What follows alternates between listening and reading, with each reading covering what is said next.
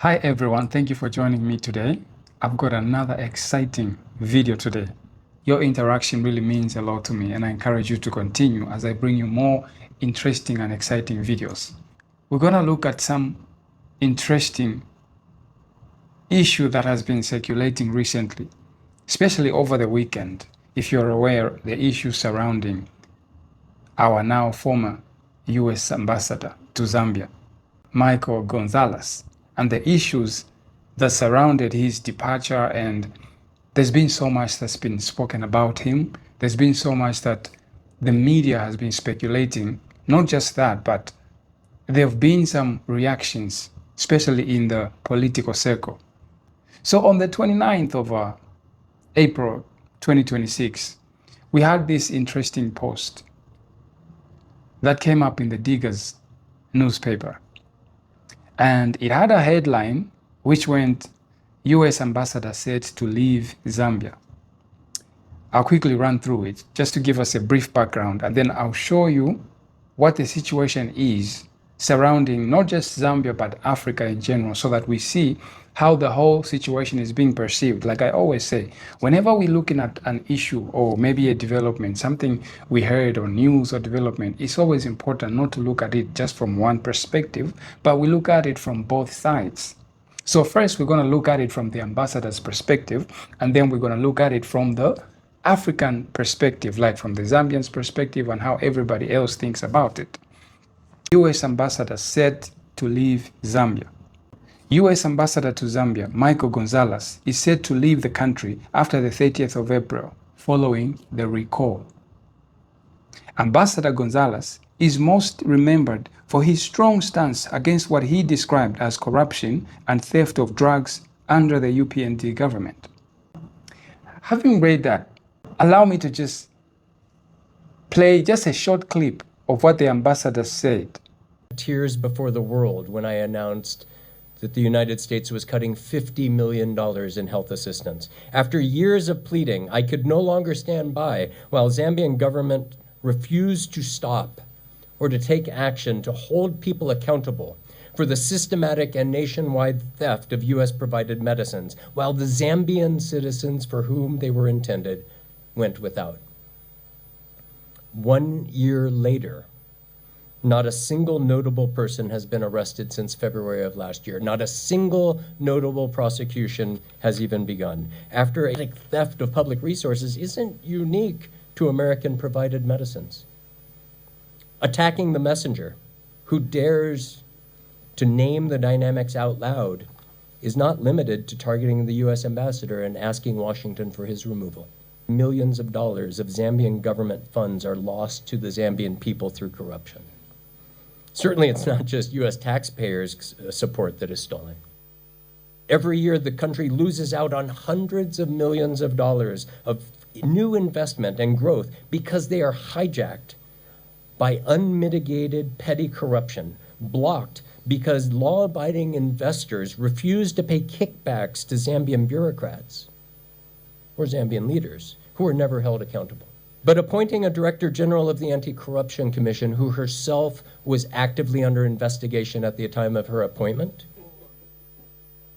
and her admonishment to her intentionally under-resourced agency not to investigate senior government officials only cripple hopes that clean business can be done. I'm sure you saw that for yourself.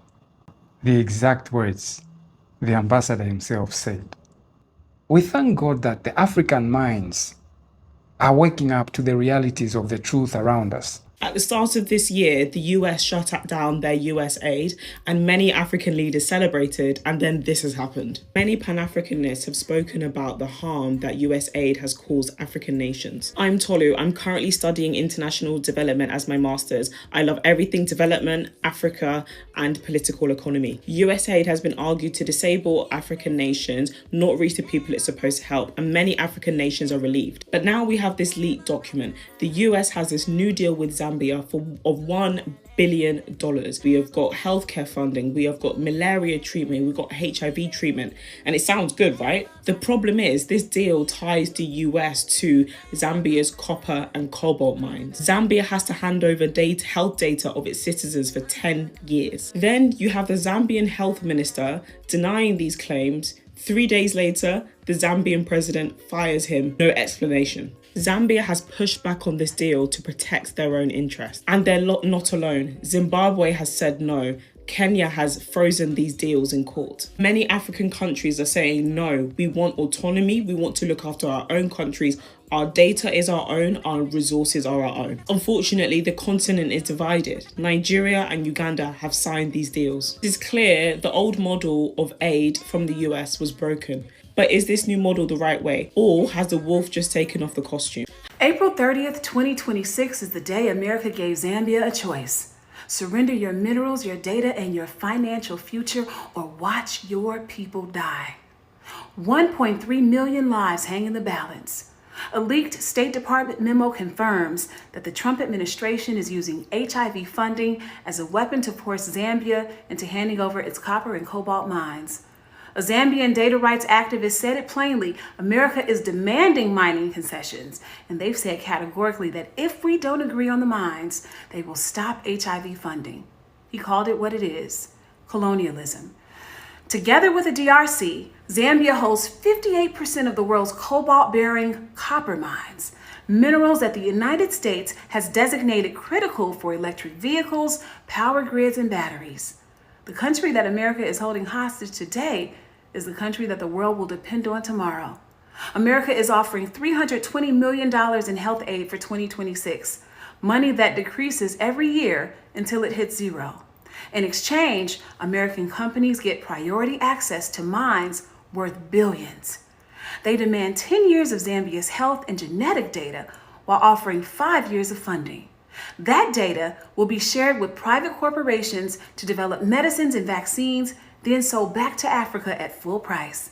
And here's the part that should make your blood boil. Zambia is required to spend $1 billion of its own money over 5 years for the privilege of handing that data over. Zambia gets nothing from what's taken. Zambia pays full price for what's built from it. If the medicine stops, projections show 565,000 new infections over the next 10 years. 2.8 million children could lose their parents. The clock America set expires today. And this isn't just about Zambia. 71 countries received this agreement, the majority of them in Africa. Nigeria, Kenya, Ethiopia, Uganda, Mozambique, to name just a few. Behind every one of those deals sits the same network of private Western corporations waiting to collect the minerals, the data, and the profit. The American government is not the doctor. It's the middleman. A nation that surrenders its minerals and its data has surrendered everything. An Africa that can't say no isn't sovereign. It's a resource to be extracted, exploited, and discarded when there's nothing left. And if you didn't know, now you know. Yep, just like you heard, a nation that hands over its data and its mineral resources has handed over everything. Because at the end of the day, Zambia is all we have. You know, most of the times whenever I see the US going into a particular place, often there's something tied to those movements. And one sad reality is that whenever the US is allowed access into a particular nation, when they come out, that nation is never the same. So if you were to ask me, the situation that happened with the US ambassador regarding Zambia and all those accusations, they could be true, they could be false, but at the end of the day, why would the US twist the narrative like that? It's obviously because they never got what they wanted. When an ambassador comes into a foreign nation, a country, he's representing the interests of the country where he's coming from. So definitely, when Ambassador Gonzales was sent to Zambia, he was sent on assignment to carry out certain duties, to make sure before he goes back to his country, he fulfills those assignments. Whether our leaders are corrupt or they're not corrupt, no, they should just leave our leaders alone and focus on their own issues. They've got their own issues running. I'm sure we can manage our own. So at the end of the day, for me, the only sad thing I saw happening was that when the ambassador came out with those accusations, I saw some people go online and now start shooting at the government, shooting at the health, whatever in Zambia. Oh, these people are corrupt, making it a big fuss out of it. Guys, how do you explain a situation where you are in a home, you are in a household, somebody comes as a visitor in your house, and that person starts telling you stuff about your father or your parents? To say, oh, you see that your father, I gave that your father some money. That money I gave your father was to help you out with things here and there. But you see, your father did not use that money correctly. So now your father, what, all those things. Before that visitor leaves your house, he's saying those things. What do you think that that visitor is up to? Do you think that visitor is doing what he's doing or saying what he's saying to unite you or to cause confusion in your house? That's what I see. Let me break this down, guys. You've heard about that thing they say, divide and rule or divide and conquer. It's that same principle at work here. Go into a nation, cause destabilization in there. When there's confusion, then pretend to come like you are offering solutions. Simple. Send an ambassador to Zambia, cause confusion, like disunity among them. They start accusing each other, and then, yeah. That funny statement he made, the ambassador made before he left, where he was saying they deserve, they should, whatever. It's as if he's trying to incite people to do something beyond peace, you know? That, for me, I don't know what other people think, but honestly, for me, that's how I see that. It's like somebody's inciting the Zambians to do something crazy, thereby causing destabilization in this nation. God forbid that any Zambian should follow that agenda.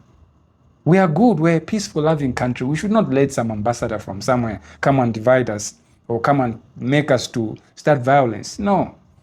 This is why, for me, I will stand with our leaders. I will stand with my fellow Zambians. I will not go and support somebody. I'm seeing on social media platforms the kind of havoc they are causing elsewhere in other countries. Honestly, you are going to stand with that kind of a person. Zambia has been in existence before even that ambassador came. So whether those allegations are true or they are not true, all I know is Zambia will still be here. Zambia will survive. All we just need to do is figure out what we can do as a nation. There's never been a leader in this country that has ever been voted into power that the Zambians have never criticized. Every leader that comes into office will always be criticized. But at the end of the day, for me, honestly speaking, I think Zambians need to learn to be grateful, even for the little, whatever, no matter how little, no matter how small or big, whatever any leader we vote into office comes in does. We should be grateful. Yes, we can call for better leadership and all that, but let's not be so critical or so judgmental to our leaders in office to a point where we disrespect them, we dishonor them. No. I think it should not get to that. We dishonor them because there's some other foreigner or whatever who has come and said a few comments. Now I should disrespect. It's like a visitor comes in your house because of what that visitor said. You disrespect your father now. You disrespect your father or your mother because of what that visitor said. Honestly, Zambians, I think we can do better. We can do better. I know there's issue about politics. I know there's like the whole situation regarding politics surrounding everything we discuss and all that. But at the end of the day, as Zambians, we need to learn how to respect our own leaders. It's our house. Zambia is our house, by the way. So it matters. What is the Zambian culture, if I'm to be honest? The Zambian culture, the way we are brought up. We are brought up in a way where we should honor our parents, should respect our parents, regardless of how their leadership is. We might not be, but there has to be a way we honor our leaders. So anyway, I won't say much. I'm going to end right there. And thank you so much for having taken time to watch this video. I'll see you in the next one, and please subscribe to this channel if you haven't yet subscribed to this channel. See you in the next one. Peace.